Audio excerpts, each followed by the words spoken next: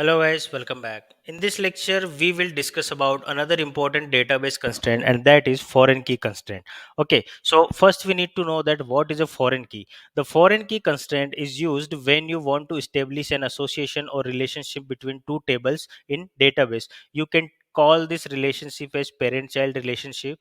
This relationship can be of any type like one to one, one to many, or many to many, and a foreign key is a column or collection of columns in one table that refers to the primary key in another table.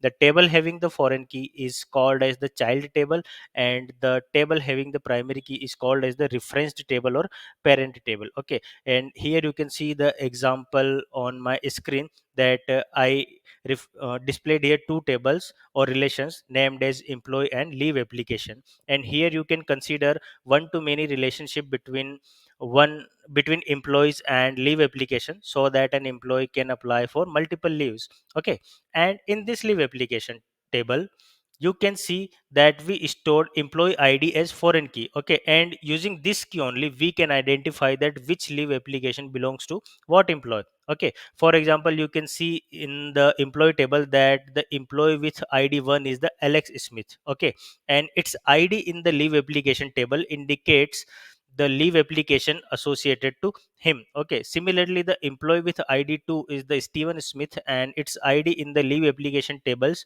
indicates that he has uh, one leave application associated with it. Okay, and here leave application will be known as the child table and employee will be known as the parent table or referenced table, and the association or relationship between both employee and leave will be called as the one to many association or one to many relationship. Okay, and here one more thing I want to tell you that this foreign key constraint is also known as referential integrity constraint, because using a foreign key we can make a reference to another table. Okay, now let me show you that how these are referenced. So here you can see that we have id column in employee, so id 1 and 2, and id 1 employee is the Alex Smith, and here is email and his country. And now look at into the leave application table, so here you can see that employee id attribute. Okay, and the value of employee id denotes that which employee has this leave application. Okay, so here you can see that leave application from 8th May to 10th May belongs to employee with id 1, so it belongs to Alex Smith,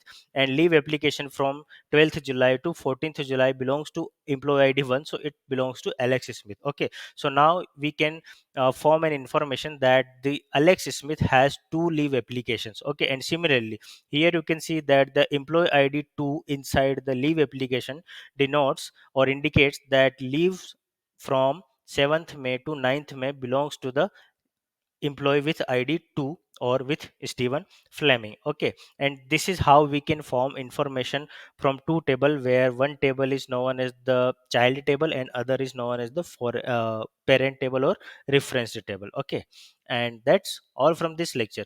In the next lecture we will start working with the foreign key constraint in practically, where we will create a table and add foreign key constraint into it and assign a parent table to it. Okay, meanwhile, please go through this lecture and we will meet into the next lecture. Till then, tata, goodbye, take care, and stay safe.